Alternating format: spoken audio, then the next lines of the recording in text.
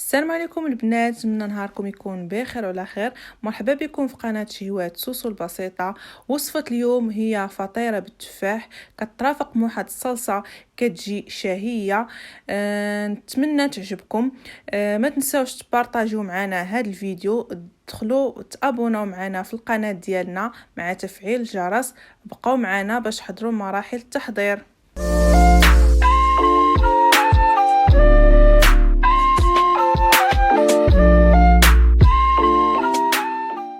عندي 2 بيضات حرارة المطبخ، عندي 1 ساشي فاني، عندي 2 خمارات كيميائية بقيمة 10 غرام أي خمارة ونصف، عندي قبصة الملح، عندي حامضة محكوكة القشور ديالها، عندي 2 كيسان ديال العنبة الدقيق سبق لي غربلته، عندي نص كاس ديال الحليب عادي، نص كاس ديال السكر سنيده، عندي هنايا 2 تفاحات مقطعين مكعبات على هذا الشكل صغيره.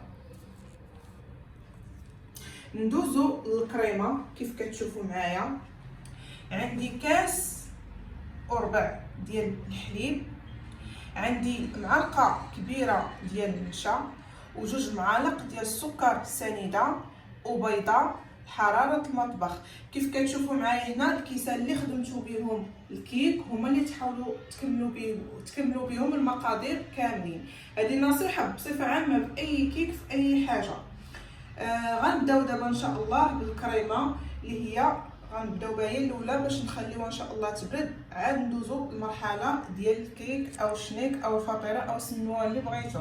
بقاو معايا. غنبداو على بركه الله نخلطوا الكريمه ديالنا هي الاولى. ان شاء الله هاد الكيك او الفطيره راه حصريه كتجي بجوج بوجوه، راه باقي ان شاء الله غتشوفوا معنا الشكل النهائي ديالها بدون، الا لاحظتوا في المقادير ديالها راه بدون زيت بدون زبده.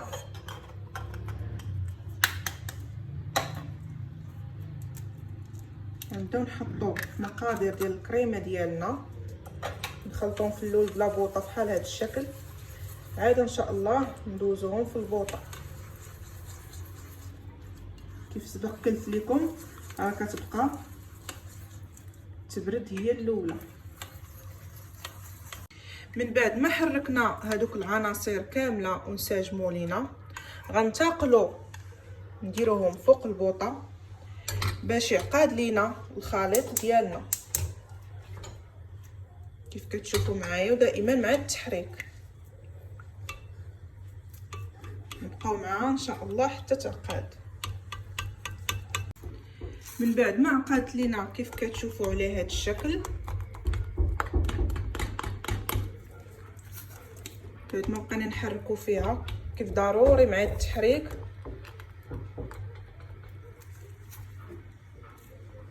غنحطوها في جبانيه، ما نخليوهاش في الكاسرول، غنحطوها في جبانيه بهذا الشكل.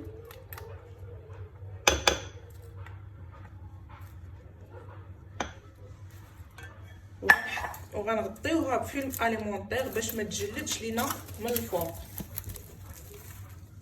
ونخليوها على جنب. ضروري الفيلم اليمونطير نديرو على وجهها هذه حركه باش ما ديرش ديك الجلده من الفوق. تعرفوا المايزينا كتجلد بهذا الشكل. ونخليوها على جنب وننتقلوا للمرحله ديال الكيك. اول حاجه غنبداو بالبيض، لاحظوا معايا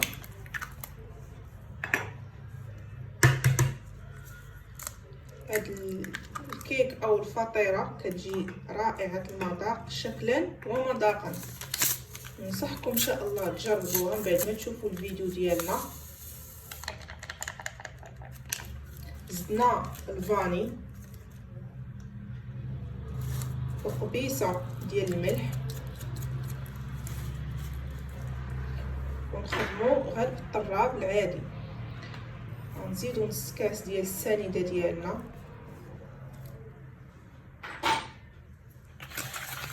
نبداو الطراب على هذا الشكل.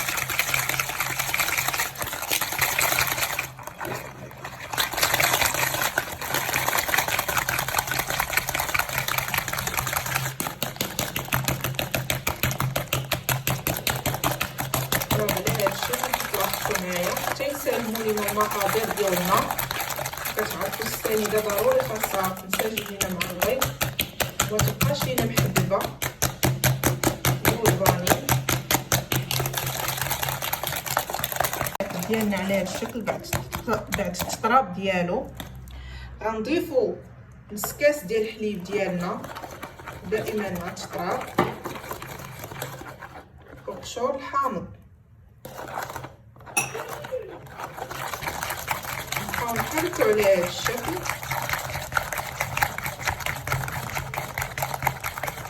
تنسجمو لينا. كيف كتعرفوا الحامض كيعطي نكهه اي حاجه.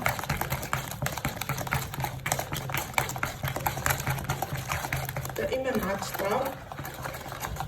عاد نضيف الدقيق ديالي اللي هو سبق اللي غربلتو 2 كيسان دائما بالتدريج، وما نكبوش الكيسان كاملين حتى نشوفوا شحال دخل معانا على حساب البيض.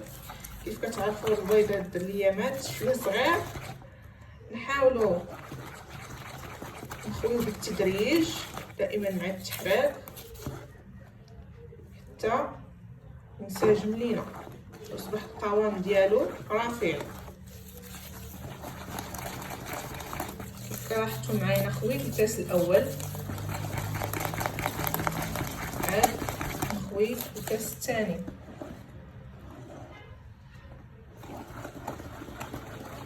انا ملي غنحس بالخليط ديالي ينسجم غنحبس. كان غيحتاج غتشوفوا النتيجه.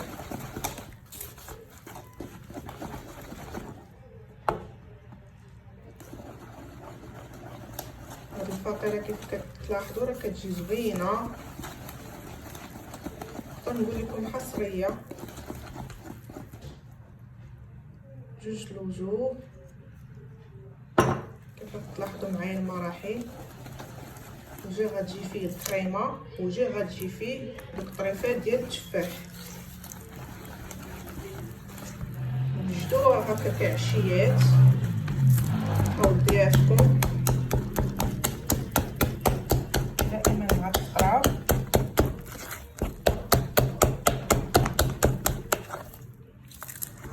انا دابا غنكمل 2 كيسان ديال كاس ديال العنبه. كيف شفتوا معايا القياس ديالو. غنحركو حتى ينسجموا لينا العناصر.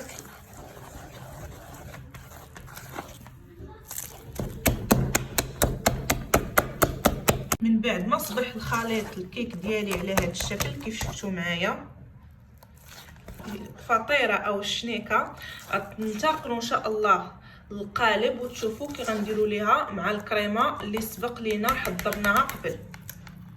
في هذا الاثناء غناخذ القالب ديالي على هذا الشكل. القطر ديالو 26 سنتيم. فرشته انا بسوفيريزي ودهنت الجوانب ديالو بالزبده. غناخذ في هذا الاثناء انا عندي السكر البني. غناخذ قيمه معلقه كبيره نوزعو على الوجه ديال القالب كامل. اللي ما عنده السكر بني يستعمل السنيده عاديه ماشي مشكل. كيف لاحظتوا معايا انا وزعت السكر البني على الجوانب ديال القالب. عاد غنستف التفاح اللي سبق لي قطعت وغنحطو بطريقه عشوائيه ماشي مشكل نستفوه ولا شي حاجه. غنحطو هكا وصافي. انا 2 تفاحات عندي نستفوهم على هذا الشكل. كيف سبق قلت لكم بشكل جديد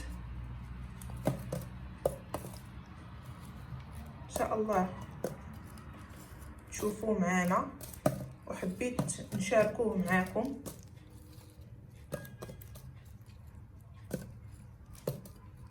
نتمنى يعجبكم وتجربوه ان شاء الله. كيف شفتوا على هذا الشكل. غاد غنحط الخليط ديالي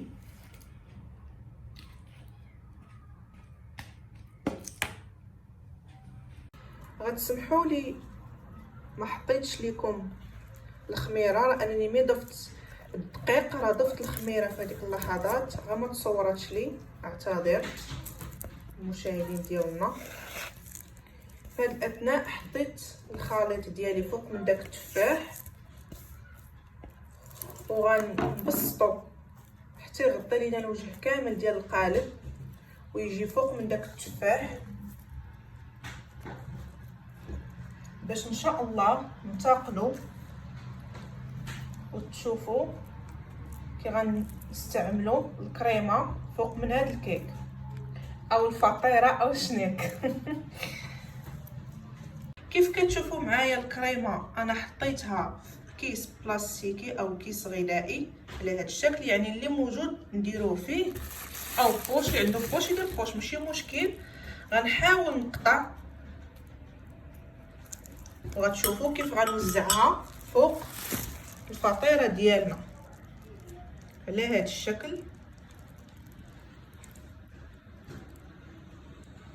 بشكل حلزوني، حيت ان شاء الله ملي غطيب غتجي على شكل الورده. صدقوني كتجي رائعه شكلا ومذاقا، وحنا غنبقاو ندوروا على هذا الشكل كيف كتشوفوا معايا حتى تسالي لينا الكميه ديال الكريمه ديالنا. نحاولوا نغطيو الوجه كامل حيت ملي كطيب كيطلع هذاك الجوانب كتعطي شكل اخر. شفتوا معايا ها هو الشكل، دورناه كامل فوق داك العجين. وفي هذا الاثناء انا غندخلها الفران ديالي على درجه 200 درجه او 180، غنشعلوا عليها لتحت حتى طيب كيف العاده، عاد نشعلوا الفوقاني ونتلاقاو ان شاء الله في مرحله ديال التقديم. من الفران كيف كتشوفوا صبحات بهذا الشكل. انا ان شاء الله غنقلبها معكم باش تشوفوا الوجه الثاني ديالها، اي الوجه اللي درنا فيه التفاح قبل، ونتلاقاو ان شاء الله في مرحله التقديم. في هذا الاثناء كيف غتشوفوا معايا انا غنقلبها